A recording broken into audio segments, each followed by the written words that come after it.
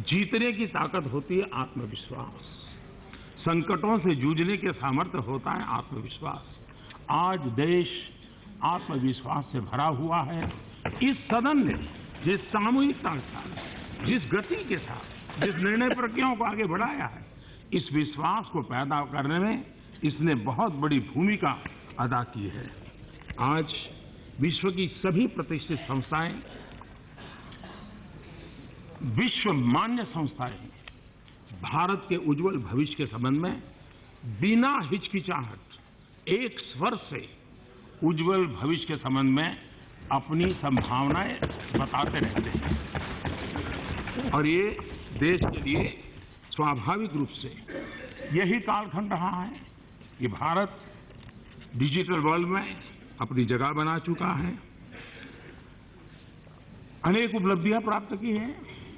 ऊर्जा के क्षेत्र में, ऊर्जा बचत के क्षेत्र में भारत ने, दुनिया जब ग्लोबल वार्मिंग की चर्चा कर रही है, उस ग्लोबल वार्मिंग के जमाने में यह देश है जिसने इंटरनेशनल सोलर अलायंस को लीड किया। और जिस प्रकार से आज विश्व में पेट्रोलियम प्रोडक्ट वाले देशों की एक गठबंधन की ताकत बनी है, वो दिन दूर नहीं होगा जब भारत के इस निर्णय का असर आने वाले दशकों में नजर आएगा। उतनी ही ताकत के साथ इंटरनेशनल सोलर अलायंस एक ग्लोबल वार्मिंग के खिलाफ की लड़ाई, पर्यावरण की रक्षा की चिंता, लेकिन दुनिया को एक अल्टरनेट जीवन देने की व्यवस्था, ये करने में मैं मानता हूं ये कार्यकाल अपनी बहुत बड़ी भूमिका अदा कर रहा है। स्पेस की दुनिया में भारत ने अपना स्थान बनाया है, लेकिन अधिकतम सैटेलाइट लॉन्च करने का काम इसी कार्यकाल ने दुनिया के लिए भारत की हमारी एक ताकत को बढ़ावा है। एक लॉन्चिंग पैड के रूप में आज विश्व के लिए भारत एक डेस्टिनेशन बना है। वो इकोनॉमिक एक्टिविटी का भी एक सेंटर बनता चला जा रहा है। मेक इन इंडिया की दिशा में, मैन्युफैक्चरिंग के क्षेत्र में भारत आज आत्मनिर्भरता के साथ आगे बढ़ने की दिशा में कई कदम उठा रहा है। वैश्विक परिवेश में आज भारत को गंभीरता से सुना जाता है। और कभी कभी मैं कहता हूं, लोगों को भ्रम होता है कि भी मोदी हैं या सुषमा जी हैं, इसके कार्यकाल में दुनिया में हमारी इज्जत बहुत बढ़ गई है, दुनिया में वाहवाही हो रही है। और वो कहते होंगे लोग, लेकिन रियलिटी जो है वो और है। जिस रियलिटी का मूल कारण है पूर्ण बहुमत वाली सरकार। दुनिया पूर्ण बहुमत वाली सरकार को रिकॉग्नाइज करती है। 30 साल का बीच का हमारा कालखंड वैश्विक परिवेश में इस कमी के कारण देश को बहुत नुकसान हुआ है। 30 साल के बाद 2014 में, क्योंकि जब उस देश का नेता जिसके पास पूर्ण बहुमत होता है, वो जब दुनिया के किसी भी नेता से मिलता है तो उसको मालूम है कि इसके पास मैंडेट क्या है और उसकी अपनी एक ताकत। इस बार मैंने 5 साल अनुभव किया है कि विश्व में देश की एक स्थान बना है और उसका पूरा यश न मोदी को जाता है न सुषमा जी को जाता है, 125 करोड़ देशवासियों के 2014 के उस निर्णय को जाता है। उसी प्रकार से इसी कार्यकाल में विदेशों में अनेक संस्थाओं में भारत को स्थान मिला, विदेशों में चुना गया। अब हम देखें बांग्लादेश, इसी सदन ने सर्वसम्मति से लैंड डिस्प्यूट का सॉल्यूशन किया। ये बहुत बड़ा काम किया। भारत विभाजन से विवादास्पद और बांग्लादेश बनने के बाद संकट के रूप में चला आया, लेकिन उसका समाधान भी इसी सदन ने किया। और मैं समझता हूं कि हमारी अपनी एक विशेषता रही है कि हमने मिलजुल कर इस काम को किया और दुनिया को सर्वसम्मति का संदेश, दुनिया को बहुत बड़ी ताकत देने वाला संदेश गया है। और मैं इसके लिए इस सदन का विशेष रूप से आज फिर से आभार व्यक्त करना चाहता हूं, सभी दलों का आभार व्यक्त करना चाहता हूं। उसी प्रकार से हमारी विदेश नीति का एक नया पहलू उभर करके आया है। दुनिया में ह्यूमन राइट्स, ह्यूमन वैल्यूज जाने अनजाने में जैसे किसी दुनिया के इसी एक छोर का ही अधिकार रहा है, बाकी लोगों को तो कोई इससे लेना देना ही नहीं है। और हम तो जैसे मानव अधिकार विरोधी और इसी प्रकार की हमारी छवि बन गई, जबकि मानवता और वसुधैव कुटुंबकम की बात करने वाला यही देश, लेकिन न जाने कौन ऐसी छवि बन गई।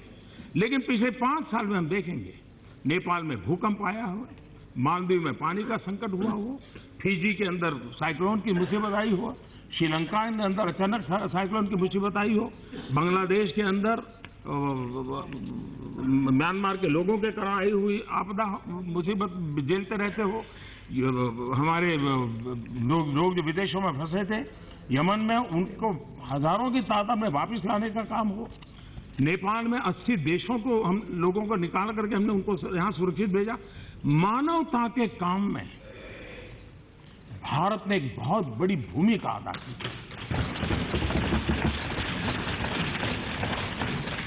योग पूरे विश्व में एक गौरव का विषय बन गया है। विश्व में यूएन में अब तक यूएन में जितने रिजोल्यूशन पास हुए हैं, सबसे तेज गति से, सबसे ज्यादा समर्थन से अगर कोई रिजोल्यूशन पास हुआ है तो योगा के समय, इंटरनेशनल योगा डे का।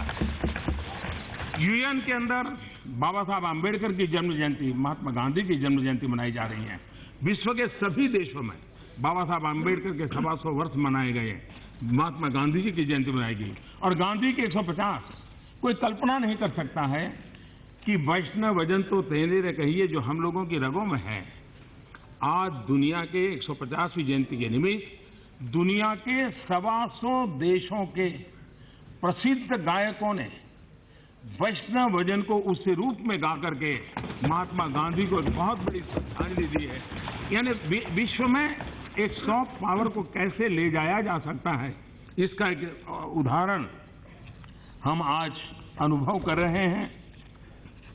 26 जनवरी को हमने देखा होगा, महात्मा गांधी को सेंटर में रखते हुए 26 जनवरी की झांकियां, सब राज्य ने किस प्रकार से गांधी को अद्भुत रूप से प्रस्तुत किया। यानी 150वीं जन्म जयंती और महात्मा गांधी को स्मरण करना। हमने इस सदन में, इस कार्यकाल में संविधान दिवस मनाया। हमने इस सदन कार्यकाल में बाबा साहब अम्बेडकर की 150वीं जयंती के निमित्त विशेष चर्चा की। हमने इस सदन में, इस कार्यकाल में यूएन के सस्टेनेबल डेवलपमेंट गोल के लिए समय दिया और सबने मिलकर के सस्टेनेबल डेवलपमेंट गोल के संबंध में चर्चा की। ये अपने आप में नई नई परिपाटियां इसी कार्यकाल के, इसी सदन के आपके नेतृत्व में संभव हुआ है। और इसलिए सदन के सभी सदस्य आपके नेतृत्व का अभिनंदन करते हैं, आपका आभार व्यक्त करते हैं।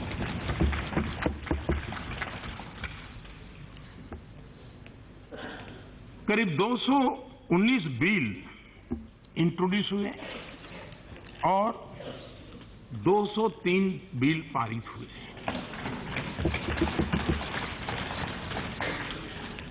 और इस सदन में जो आज सांसद हैं, 16वीं लोकसभा के संबंध में, अपने जीवन के संबंध में जब भी किसी से बताएंगे, चुनाव के मैदान में जाएंगे तब भी बताएंगे, और चुनाव के बाद भी जब मौका मिलेगा, कुछ लिखने की आदत होगी तो कोई जीवन लिखेगा, तो जरूर लिखेगा कि वो उस कार्यकाल के सदस्य थे जिस कार्यकाल में उन्होंने काले धन और भ्रष्टाचार के खिलाफ कठोर कानून बनाने का काम किया। इस देश में ऐसे कानून जो पहले कभी नहीं बन पाते थे, वो इस सदन ने बनाए थे। और इसका बहुत बड़ा, विदेश में जमा हुए काले धन के खिलाफ बहुत बड़े कानून बनाने का काम यहीं पर हुआ। दिवालिया कंपनियों से जुड़ा हुआ आईबीसी का कानून इसी सदन ने बनाया। बेनामी कंपनियों के संबंध में कानून इसी सदन ने बनाया। आर्थिक अपराध करने वाले भगोड़ों के विरुद्ध कानून इसी सदन ने बनाया। मैं समझता हूं कि इन 5 साल में इस कार्यकाल के ने काले धन और भ्रष्टाचार के खिलाफ लड़ाई लड़ने के लिए जो कानूनी व्यवस्था चाहिए, जो कानूनी हक चाहिए, अंतर्राष्ट्रीय जगत में हमारे कानून की एक ताकत होनी चाहिए। इसके लिए जो कुछ भी करना चाहिए, उस उत्तमोत्तम पुरुषार्थ से इस सदन ने पारित करके देश की आने वाली शताब्दी की सेवा की। और इसलिए इस सदन को, आपके नेतृत्व को अनेक अभिनंदन। न सिर्फ इस पल, आने वाली पीढ़ियां भी देंगी, ऐसा मेरा विश्वास है। यही सदन जिसने जीएसटी का बिल पारित किया और रात को 12 बजे संयुक्त सत्र बुलाया और क्रेडिट लेने की कोशिश किए बिना पूर्व फाइनेंस मिनिस्टर और उस समय के राष्ट्रपति उनके हाथों से जीएसटी करके ताकि सबको इसका हक मिले, सबका साथ सबका विकास उसमें भी चले, इसका एक प्रामाणिक प्रयास किया गया। उसी प्रकार से यही सदन है जिसने आधार बिल को एक बहुत बड़ी कानूनी ताकत दी। आधार दुनिया के लिए अजूबा है। दुनिया को ये देखा, इस देश ने इतना बड़ा काम किया है, विश्व इसको जानने की कोशिश कर रहा है। इस कार्यकाल के सदन ने इस काम को कर करके विश्व में बहुत बड़ा काम किया है। देश आजाद हुआ, लेकिन पता नहीं वो कौन सी हमारी मानसिकता थी कि हम शत्रु संपत्ति पर निर्णय नहीं कर पाते थे। बहुत कठोरतापूर्वक शत्रु संपत्ति बिल पारित करके भारत के 1947 के उन घावों के खिलाफ जो कुछ भी चल रहा था उसको काम करने का काम किया। इस सदन ने सामाजिक न्याय की दिशा में भी बहुत ही लंबे अरसे तक समाज को प्रभाव पैदा करे। उच्च वर्ण कहा जाने वाले लोगों के लिए, यानी गरीब लोगों के लिए आरक्षण की व्यवस्था बिना कोई कटुता, इसकी सबसे बड़ी ताकत यही है, बिना कोई उलझन, किसी के मन में आशंका न रहते हुए समाज के दबे कुचले एक वर्ग को उनकी बातों को वजन दिया गया और उनको विश्वास देते हुए कानून पारित किया। दोनों सदन के सभी दलों के सभी सांसद इसके लिए साधुवाद के पात्र हैं और इसके लिए मैं समझता हूं ये बहुत बड़ा काम ये 10% आरक्षण का हुआ। उसी प्रकार से ओबीसी के लिए कमीशन बनाने वाला विषय हो या SC/ST एक्ट की जो सुप्रीम कोर्ट के बाद जो मिसअंडरस्टैंडिंग हुआ उसको ठीक करने का काम हो, मैटरनिटी बेनिफिट बिल, विश्व के समृद्ध देश भी इस बात को सुनकर के आश्चर्य होता है कि क्या भारत में 12 हफ्ते से लेकर के मैटरनिटी लीव 26 हफ्ते कर दी है। इस बात को आज विश्व भारत के एक आगे की सोच वाले देश के रूप में देख रहा है। ये काम इसी सदन ने किया है। सदन कानून बनाता है, लेकिन इस बात के लिए भी एक कार्यकाल देश और दुनिया याद रखेगी कि जो कानून बनाने वाला ये वर्ग, उन्होंने कानून खत्म करने का भी काम किया। 1400 से ज्यादा कानून खत्म इसी सदन के सदस्यों ने करके देश को काफी उस एक जंगल जैसा कानूनों का बन गया था, उसमें रास्ते खोजने की दिशा में एक शुभ शुरुआत की है। 1400 करने के बाद भी मैं कहता हूं शुभ शुरुआत हुई है, अभी भी करना बहुत बाकी है और उसके लिए मुलायम सिंह जी ने आशीर्वाद दिए ही हैं। एक बहुत बड़ा काम और मैं मानता हूं कि देश को इसको अच्छे ढंग से जैसे पहुंचना चाहिए था हम पहुंचा नहीं पाए। हम सभी सांसदों पर एक कलंक हमेशा लगा रहता था कि हम ही लोग हमारे वेतन तय करते हैं, हम ही लोग मर्जी पड़े उतना बढ़ा देते हैं, हम देश की परवाह नहीं करते। और जिस दिन सांसदों का वेतन बढ़ता था दुनिया भर की टीका टिप्पणी हमारे पर होती थी और ये पिछले 50 साल से हो रही थी। पहली बार इस समय के सभी सांसदों ने मिलकर के इस आलोचना से मुक्ति का रास्ता खोज लिया और एक ऐसी संवैधानिक व्यवस्था बना दी कि उस संविधान की व्यवस्था के तहत औरों का जब होगा इनका भी हो जाएगा। अब स्वयं इस काम के भागीदार सांसद अकेले नहीं होंगे और सांसदों को बहुत बड़ी मुक्ति मिल गई आलोचना से। लेकिन इसने उत्तम निर्णय की, जिस प्रकार से उसको रजिस्टर होना चाहिए था, जिसकी वाहवाही होगा। 50 साल तो सांसदों को गालियां सुननी पड़ी है, बड़े बड़े वरिष्ठ नेताओं को गालियां सुननी पड़ी है, उससे मुक्ति देने का काम किया। हमारे जितेंद्र जी ने अच्छा खाना तो खिलाया, लेकिन बाहर हम आलोचना सुनते थे कि कैंटीन के अंदर पैसा बहुत कम है और बाहर महंगा है, एमपी क्यों ऐसा करते हैं। मुझे खुशी है कि जितेंद्र जी की कमेटी ने मेरी भावना को स्वीकार किया, स्पीकर महोदय ने भी स्वीकार किया और जो बहुत सस्ते में यहां दिया जाता था आपको थोड़ा जेब में थोड़ा ज़्यादा नुकसान हो गया, लेकिन उसमें से भी मुक्ति पाने की दिशा में हमने कदम बढ़ाया है और पूर्ण रूप से पहुंचने में भी आने वाले दिन में हमें अच्छी ताकत आकर के हम वो भी कर लेंगे, ऐसा मेरा विश्वास है।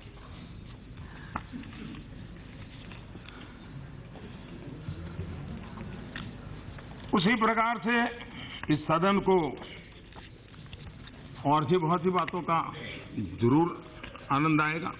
हम कभी कभी सुनते थे भूकंप आएगा, लेकिन 5 साल का कार्यकाल का पूरा हो रहा है, कोई भूकंप नहीं आया।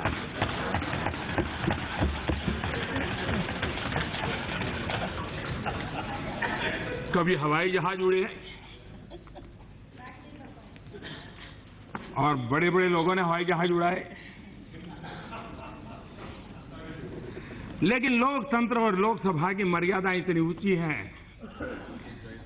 भूकंप को भी पचा गया और कोई हवाई जहाज उसकी ऊंचाई पर नहीं जा पाया। ये लोकतंत्र की ताकत है, सदन की ताकत।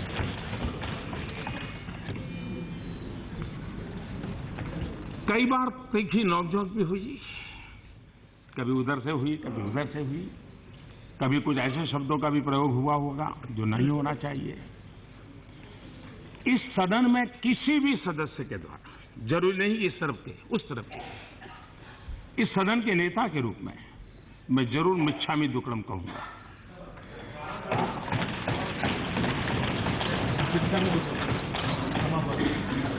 क्षमा प्रार्थना के लिए जैन पर्यावरण पर्व में मिच्छामी दुक्कडम एक बहुत बड़ा संदेश देने वाला शब्द है। उस भावना को मैं प्रकट करता हूं। मल्लिकार्जुन से हमारा भी थोड़ा बहुत रहता था, अच्छा होता आज उनका गला ठीक होता तो आज भी कुछ लाभ मिलता,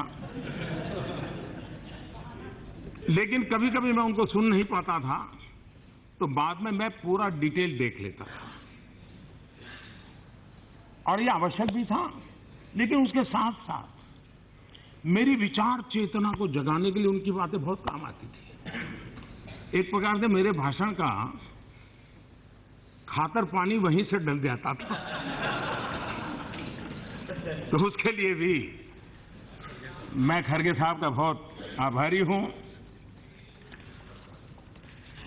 लेकिन मैं कहूंगा, जैसे कहा गया कि लंबे समय तक पूरा समय बैठना, किसी समय हम देखते थे अडवाणी जी सदन का पूरा समय बैठते थे, मैं खड़गे जी को देखा पूरा।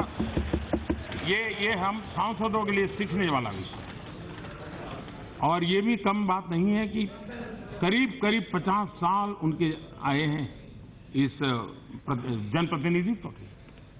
उसके बावजूद भी जनप्रतिनिधि के नाते मिली हुई जिम्मेवारी को जिस बखूबी आपने निभाया है, मैं आदरपूर्वक आपका अभिनंदन करता हूं।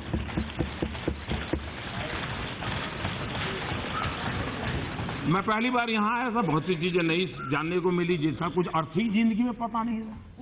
पहली बार मुझे पता चला कि गले मिलना और गले पड़ना में क्या अंतर होता है। ये पहली बार पता चला मुझे। पहली बार मैं देख रहा हूं कि सदन में आंखों से गुस्ताखियां होती हैं। ये आंखों की गुस्ताखियों वाला खेल भी पहली बार इसी सदन में देखने को मिला, और देश की मीडिया ने भी बहुत को उसको मजा लिया। संसद की गरिमा बनाए रखना हर सांसद का दायित्व रहता है, और हमने इसकी भरपूर सबने कोशिश की है। इस बार हमारे सांसद महोदय की टैलेंट का भी बड़ा बड़ा अनुभव आया। अभी से मैं एक दिन भाषण कर रहा था राष्ट्रपति जी के ऊपर, ऐसा अट्टहास्य सुनने को मुझे मिलता था इस सदन में। मैं जरूर ये जो एंटरटेनमेंट इंडस्ट्री वाले हैं उनको इस प्रकार के अट्टहास्य की जरूर है, तो ये यूट्यूब से इतना देने के लिए अलाउ कर देना चाहिए। शायद अच्छे अच्छे कलाकार भी ऐसा अट्टहास्य नहीं कर पाते होंगे जो यहाँ पर सुनने को मिलता था। उसी प्रकार से ऐसी वेशभूषा, और मैं हमारे टीडीपी के साथी नहीं है, लेकिन टीडीपी के हमारे सांसद नारामल्ली शिवप्रसाद जी क्या अद्भुत वेशभूषा पहनकर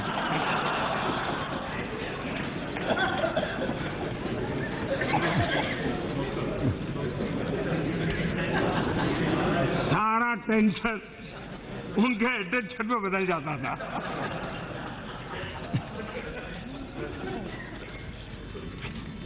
इन हंसी खुशियों के बीच हमारा एक कार्यकाल बीता है।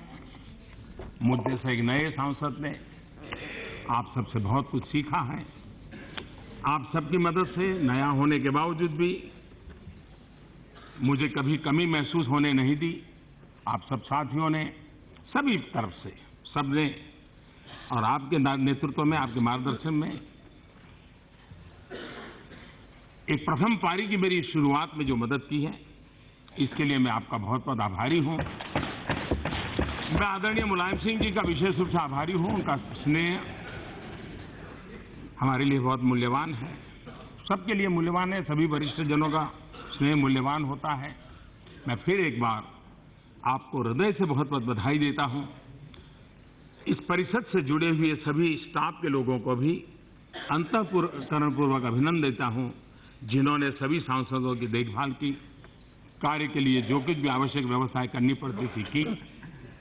और मैं सभी सांसदों को शुभकामनाएं देता हूं कि एक स्वस्थ लोकतांत्रिक परंपरा के लिए जब हम जनता के बीच जाने वाले हैं, तो हम स्वस्थ परंपरा को कैसे आगे बढ़ाएं, एक तंदुरुस्त स्पर्धा कैसे करें, उस तंदुरुस्त स्पर्धा को लेकर के लोकतंत्र को तंदुरुस्त बनाने में हम अपनी भूमिका कैसे अदा करें, इसी एक शुभकामनाओं के साथ, इसी भावना के साथ मैं अपनी वाणी को विराम देता हूं। मैं फिर एक बार नतमस्तक होकर के इस सदन के सभी सांसदों का हृदय से आभार व्यक्त करता हूं। धन्यवाद।